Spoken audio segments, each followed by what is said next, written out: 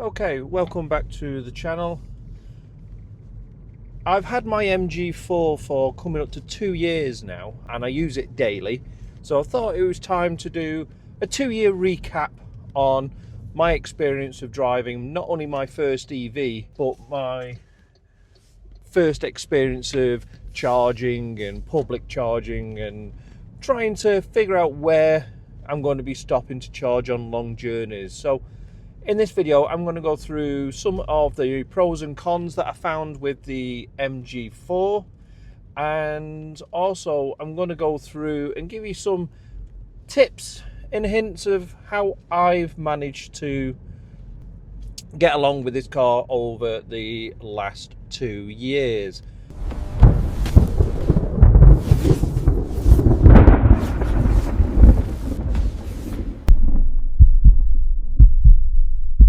So this is a 24 plate MG4. It's the standard range, so it's about 52 kilowatts, and in the summer this car will do about 200-mile range on a full charge. At the moment it's been cold for at least a month and a half now, and the range has dropped from 200 miles to probably about 150, 160 on a full charge. So it's quite a significant drop, but as the weather starts to warm up, that will go back to what it was before. So how's the car been? I mean, this car was voted, when I had this in 2024, this car had been voted worst car of the year by What Car magazine. Guess what car was voted one of the worst cars to buy in 2025 last year by What Car magazine? That's it. This, the MG4. And I really don't understand why they've got such hatred for the car. Say, my experience is that the car is a fantastic car to drive. It's great, it handles well, it's got about 170 brake horsepower, so it'll probably leave most cars on the line. You know, most ICE cars, it'll leave them on the line from a stopped position. From a stop position, it will probably out accelerate most ICE cars that are currently on the road.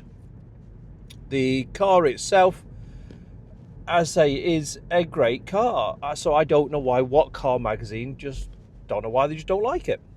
So what about the car then? Drivability, it is so easy to drive, it is so comfortable. The seats feel like they did when they were new. They're very firm still. They feel supporting. My only complaint is the headrests. It'd be nice if they had a tilt on them, but I don't think most modern cars have that these days. But it'd be nice to be able to tilt forward. They're not as bad as some of the ones that I've driven where they're very flat, very thin headrests, so you're kind of like almost looking up to put your head against it. So they're not that bad, but I have driven better ones. So what else can I say? The interior of the car is pretty much as it was. There's not many marks on it, and I say I do use it on a daily basis. As I said in one of my first videos, you get marks on this side panel here where your elbows touch it during the summer. It kind of rubs off the skin, so not ideal, but it's not the end of the world. No real marks anywhere else. Needs a bit of a clean, if I'm being honest, but I am using this as a daily drive, and all my recording gear's in here, my gym gear and everything, so it's a bit of a mess at the minute. But it's fine. It's not broken. Nothing's broken on it. Everything works. I've had the software updated. I had to plead and beg with MG to do it. They were very reluctant to update the software. I don't know why. But I had no temperature gauge, external temperature gauge on the car. There was none of that. So it was like, well, okay, how do I know how cold it is outside when I'm driving? So I asked them, and yeah, they eventually did update it. But one of the other reasons why I wanted the software update was because as every MG4 owner will tell you, the keep lane assist technology that keeps you in between the white lines when you're driving.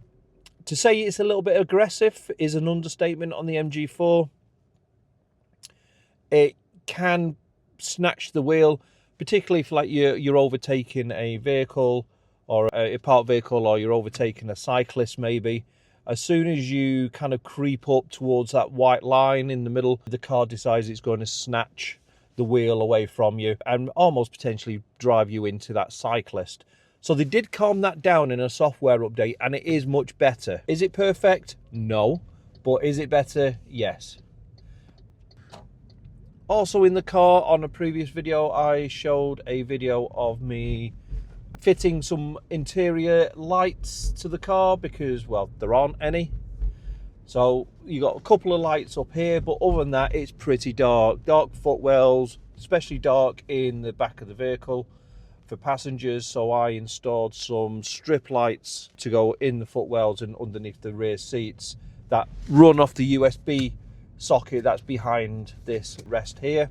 But again, just to give it that little bit more illumination in the vehicle, because it is quite dark in here. So the only lights you do have are these ones at the front here. I'm glad to see on like the MG5, the SUV version, they have put lights in the back, which is really nice to see. I don't know why you would scrimp on lighting on the interior, but they did. The car itself, I say, it's cost me about £4 for a full charge at home. I am lucky enough to have an EV charger at home on my wall. What that means is I can charge up using electric from home, which costs me, I think on my tariff at the moment, my British Gas tariff, I think I get something like 5 pence a kilowatt hour, I think it is, it costs me to charge up. So yeah, it's costing me a lot less to drive than a nice car would be.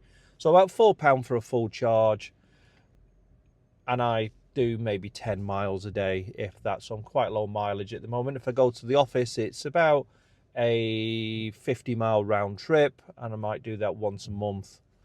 But I use it every day, and I use it for family outings as well. So we drove to France in this from the UK back last summer. I've got some videos on the channel, go and have a look. Driving it to France was daunting at first, only because there's a lot to take in regarding charging. But once I got one of the Electroverse charging cards and worked out how much it was going to save me by having that card, the rest was pretty easy. Driving in France, it is so easy to drive an EV in France. There are so many charging stations on the motorways. Disney itself, they've got hundreds, and I mean they have got hundreds of EV chargers sitting there ready for people to use. They are slow chargers, so you need to make sure you've got your charging cable that comes with your car to plug in. They don't provide one, but they're like 7 kilowatt chargers, so you leave it all day and it's fully charged. Absolutely fantastic, amazing, just brilliant. That's the only thing I can say to describe it, is it's just brilliant. So we've done long trips. A week after I had it, we went down to Clarkson's farm during the summer and gave it a drive down there. Again, it was just effortless. Just effortless.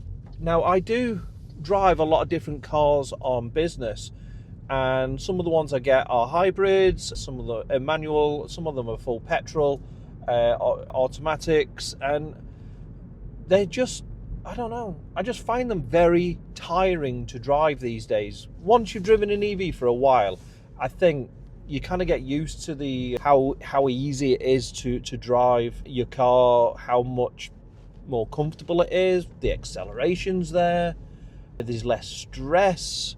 It's just a different way of driving once you've driven one for a period of time. But I think going forward, you know, using hire cars, I'm going to start trying to request more EVs, because I'm just finding that driving, especially the manual ones, I'm just finding that they just, I don't know, they just sap the energy out of you when you do go on those long drives that I do have to do. It's just tiring. It's brake, it's gears, it's clutch, it's handbrake, it's gears, it's acceleration. Oh no, there's lag on the acceleration, and it just seems to go on. So yeah, I'm not a favourite of a manual car anymore, especially a petrol one. So as far as reliability is concerned, this car has done absolutely nothing wrong at all. This car has, say, been to France. It had its first service. That's involved in a service on one of these is, are the tyres okay? Yeah. Are the brakes okay? Well, the brakes were pretty much in the state of condition they were when they came out of the factory. And is the sort of like the under trays in place, and what's your screen wash level like? That is about as much as they do on a service for an EV. It is probably one of the cheapest labour activities a garage is ever going to do. Garages fight back against EVs because they've got to upskill and retrain and so on, but when it comes to actually doing a service, they're probably a massive money maker to them because there's nothing to check. As long as the tyres and the brakes are in good condition, everything's solid underneath, there really is nothing more for a garage to check on them. Just maybe add a bit of screen wash top up to your car. It's a simple job for them. Would I buy another one of these? I would definitely recommend this car. I would seriously recommend this as an option to people who are looking to buy their first EVs, especially as some of the prices are coming down on them. You can get like a 25 plate one with maybe, I don't know, 12,000 miles, and it'll probably cost you about 14,000 or something like that. They are really cheap for what they are. Would I buy another one of these? Possibly. I may consider the MG5 in the future because it's a bigger SUV, it's got more space. But what I'm now looking at is, because the costs are coming down overall in all EVs across the market, my next one I'm looking at maybe upping it to something a little bit bigger, maybe like a BYD Seal or an IM5 car, something like that. So it's got a bit more space for when we do go out and we take luggage with us. This is fine. Suitcase in the boot, suitcase on the back seat, passengers on the opposite side and in the front. It kind of does the job, but you know, as the prices are coming down, I can probably get one of them for the same price as what I'm now paying for this. So it's definitely worth considering. If you want a cheaper option, go and buy one. If you want a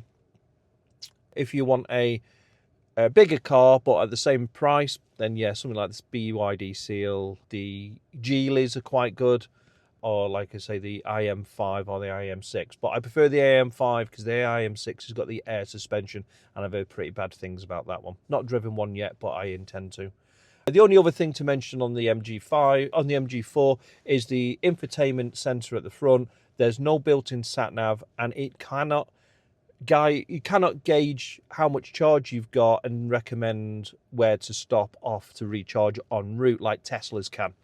So I'm going to do a video on this, but I've got a little dongle that plugs into the car that talks to the engine, well, to the car itself, not the engine, and a better route planner, ABRP app, which is a mapping application. The two talk together and it acts like a Tesla. You program in where you're going, what route, and it'll tell you where you need to stop off at en route based on traffic, weather, and what charge you've got left in your vehicle. So that'll be coming very soon. I'm just doing some video on that now. So that's it really. That's my 2-year update, almost 2-year update of my MG4. Do I like it? Absolutely. Would I buy another one? Possibly. Is it worth the money? 100%. Ignore what Car Magazine tell you. It's great. It really is. On that note, I'm going to go do some recording and I will see you in the next video. Oh, and don't forget, like and subscribe, please. It really does help me grow the channel. Costs you absolutely nothing, but it means a lot to me. Really appreciate it. And I will see you in the next video.